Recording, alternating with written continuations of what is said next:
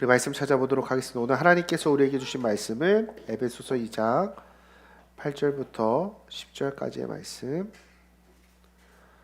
에베소서 2장 8절부터 10절까지의 말씀입니다.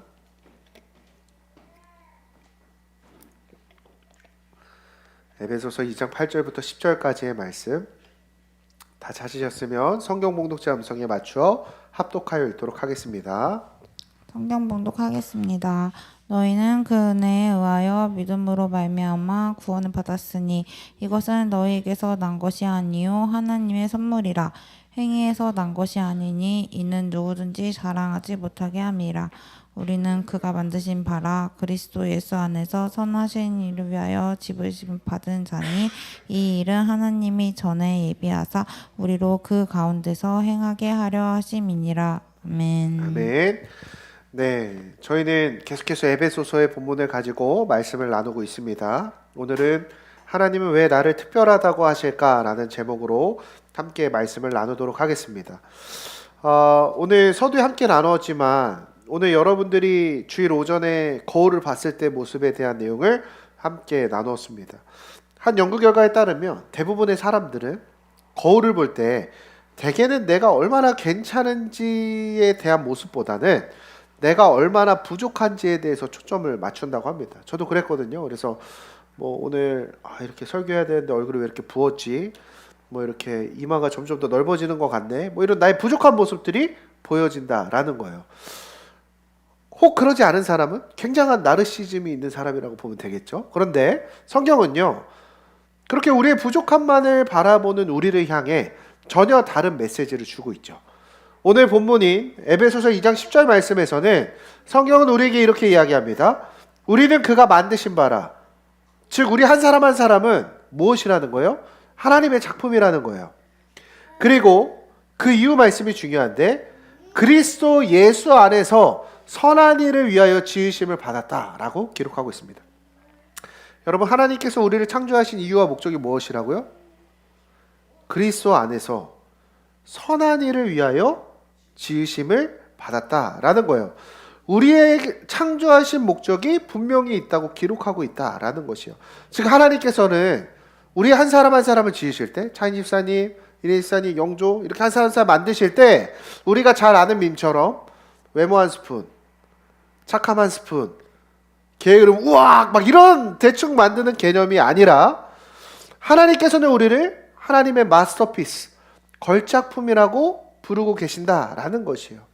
그러나 문제는 무엇이냐면요, 이 말씀을 읽으면서도 이 설교를 들으면서도 내가 하나님의 작품으로 지음받았다라는 사실이 솔직하게 우리 까놓고 온전히 받아들여집니까?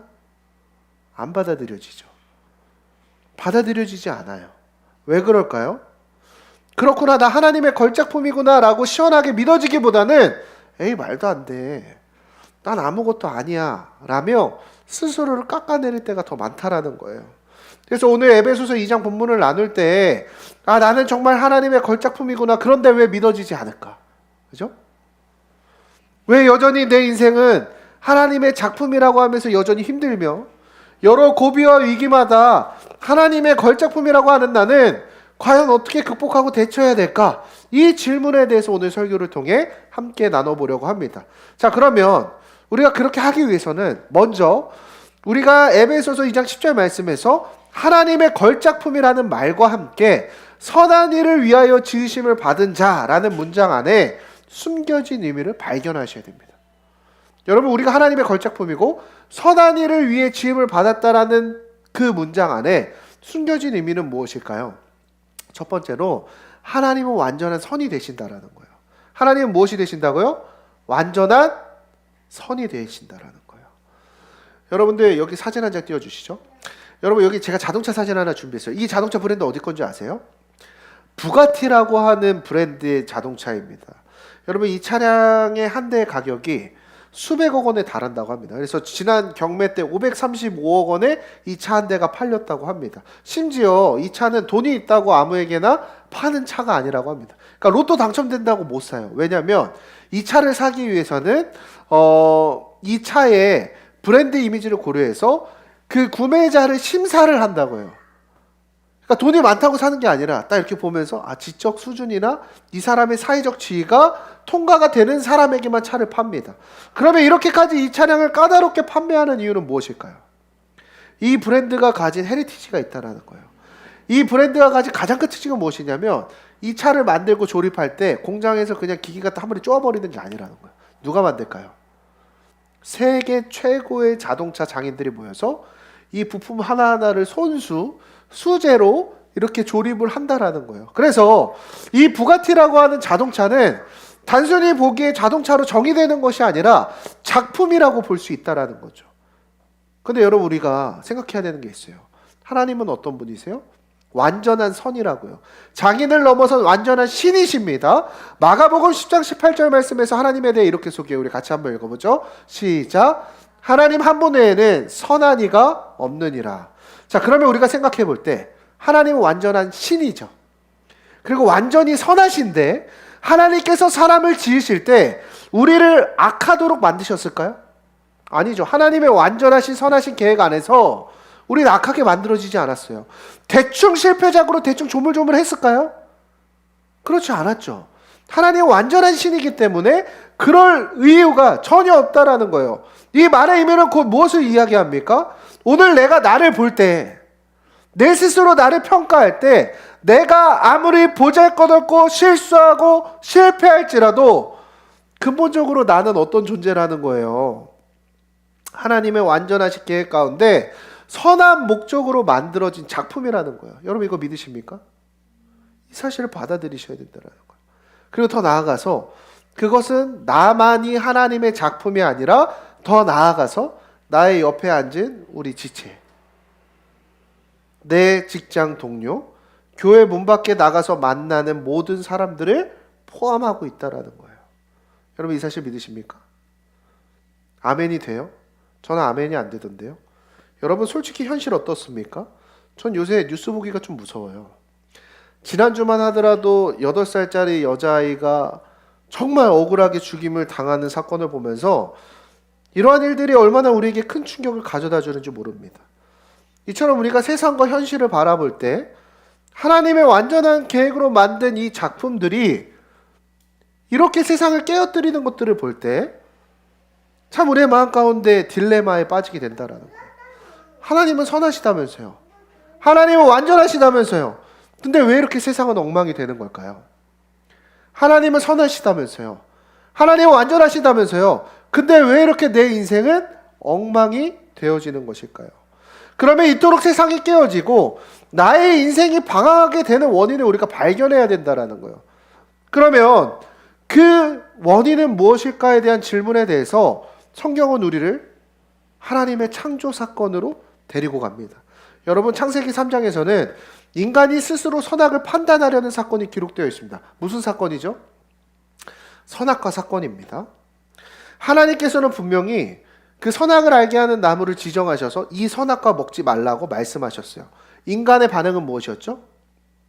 왜 안 되는데? 선악 내가 판단해 볼게 라고 하고 먹어버립니다. 그 순간 세상에 죄가 들어오게 되었죠. 여러분, 이것은 무엇을 보여줍니까? 죄란 무엇이냐라는 거예요. 죄란 무엇입니까? 우리가 하나님께 의지하기보다는 내가 내 기준을 세워서 선을 판단하겠다라는 거죠.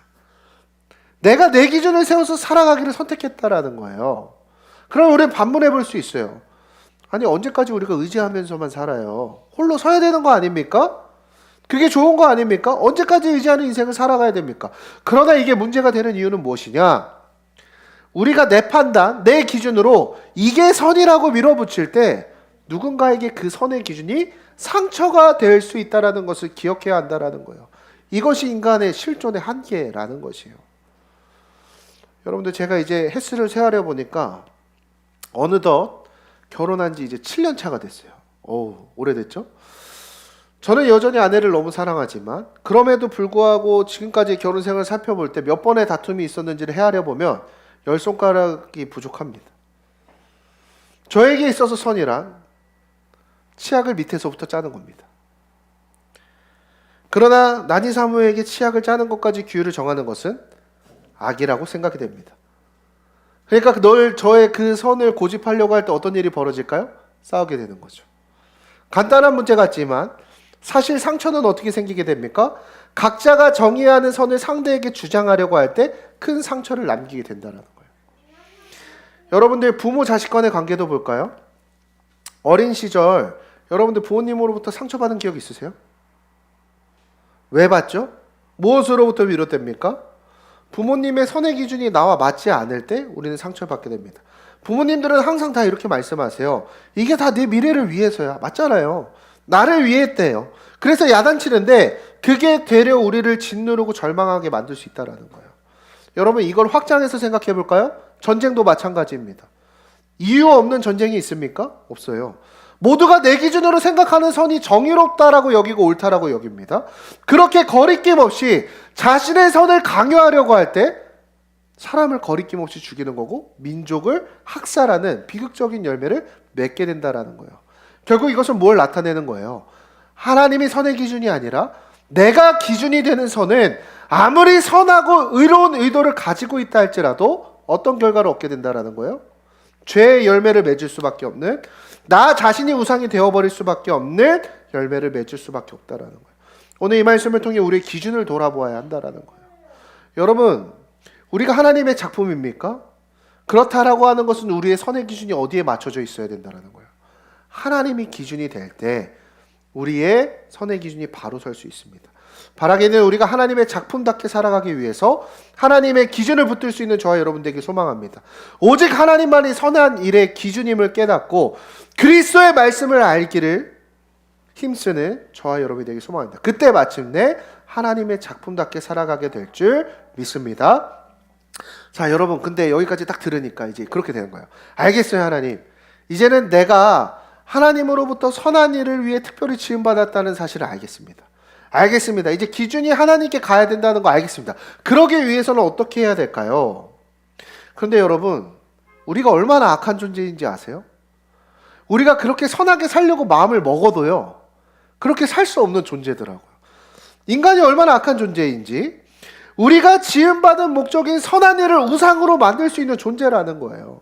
선한 일 자체를 자기 만족에 빠지는 도구로 만들 수 있고 자기 증명의 도구로 세우며 다른 사람을 정죄하며 판단하는 도구로 세울 수 있는 존재라는 거예요.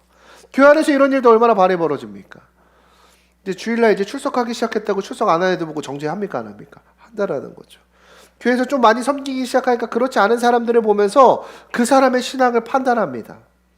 우리는 그 선한 일이 타인을 정죄하는 도구로 쓸 수 있는, 혹은 나의 공로를 세울 수 있는 우상이 될 수 있는 악한 존재라는 거예요. 그래서 에베소서 2장 8절에서 9절 말씀해 보면 바울은 우리의 행위가 얼마나 무가치한지에 대해서 설명하고 있어요. 여러분들 우리 말씀 한번 읽어보죠. 에베소서 2장 8절에서 9절 여러분의 목소리로 함께 읽겠습니다. 시작.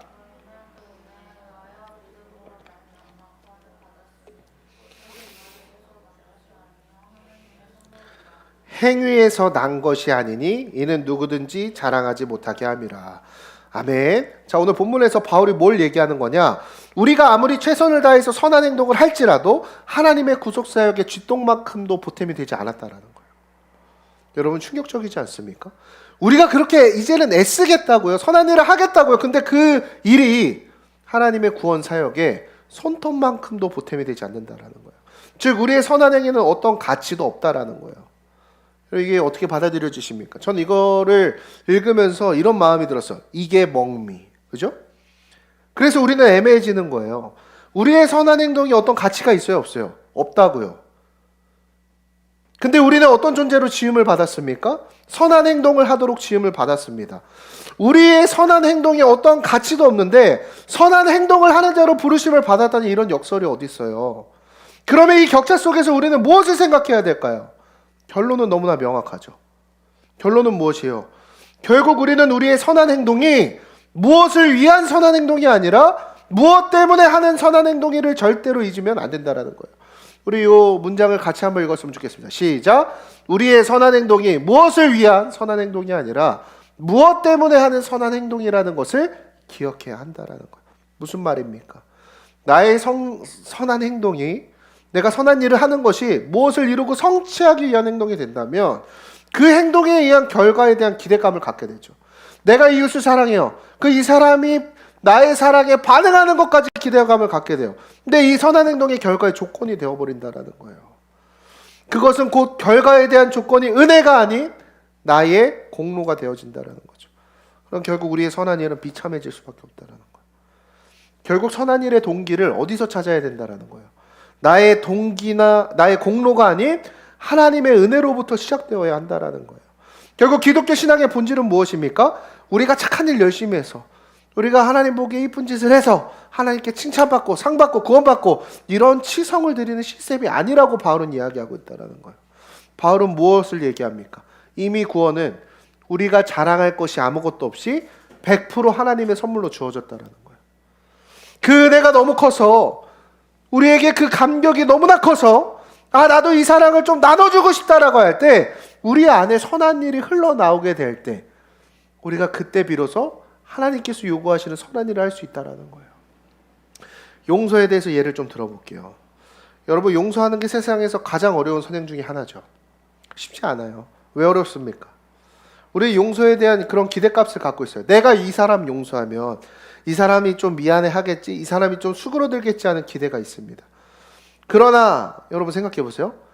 내가 정말 나의 원수를 용서하기로 마음을 먹고 용서를 했는데 상대방이 나의 용서하는 것에 대해서 전혀 미안해하지도 않고 변화되지도 않으면 여러분 마음이 어떨 것 같습니까?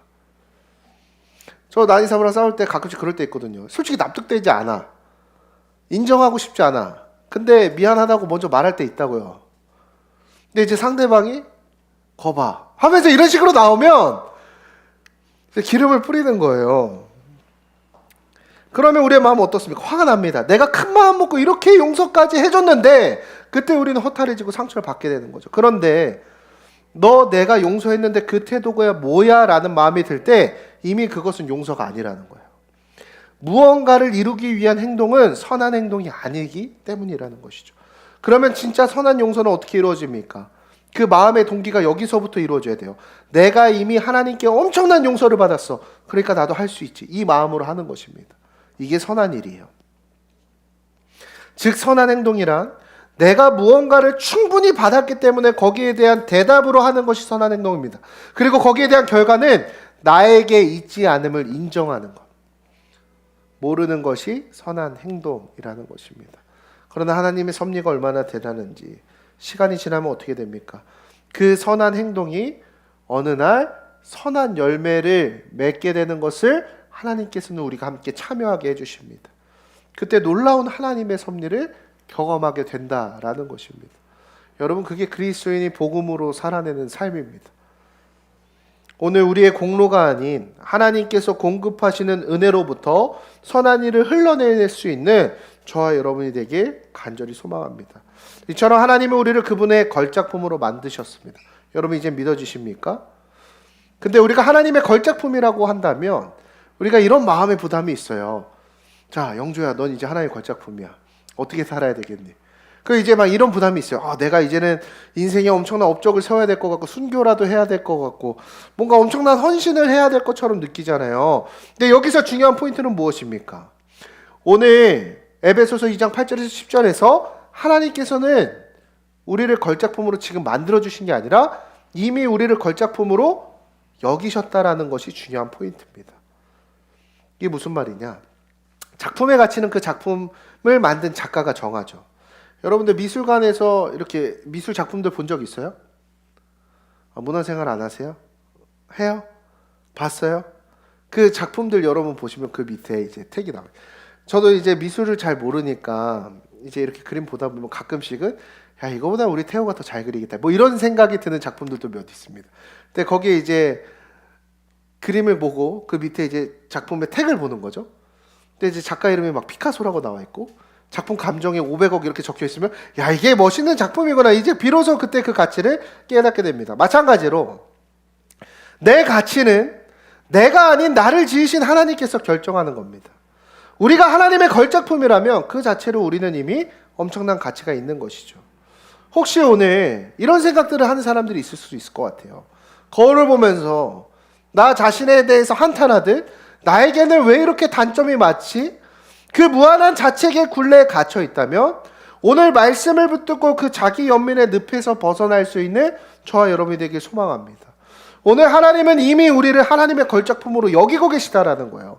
그것을 바꾸어 말하면 하나님은 오늘 나의 단점마저도 사용하셔서 우리를 통해 하나님의 선한 일을 이루신다라는 거예요. 자, 그러면 그 걸작품답게 살아가는 것은 무엇입니까? 매일 선한 일을 하고 거창하고 대단한 업적을 세우라는 것이 아닙니다. 그럼 무엇이에요? 여러분, 우리가 하나님의 걸작품으로서 받은 특권이 뭔지 아세요?